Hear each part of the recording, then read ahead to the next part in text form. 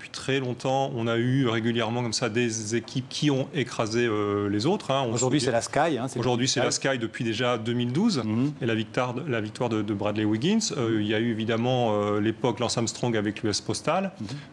Si on remonte un petit peu dans le temps, années 70-80, les Néerlandais de Tir Alley. Ouais. Donc il y a toujours eu de grosses équipes. Hein. C'est comme en football, hein. On essaye d'avoir l'équipe la plus compétitive possible en mettant le plus de force au service d'un leader. Quand vous regardez le tour, vous vous ennuyez pas devant le poste?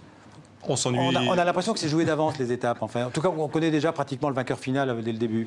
Après ça, c'est le format des grands tours qui veut ça, c'est-à-dire que ce sont des courses de 3 semaines avec des étapes à enjeu pour le classement général et des étapes sans enjeu pour le classement général. Donc l'intérêt d'une course comme ça, c'est aussi justement les classements annexes, les classements des étapes, c'est-à-dire que jour après jour, il y a des enjeux différents qui vont voir le jour.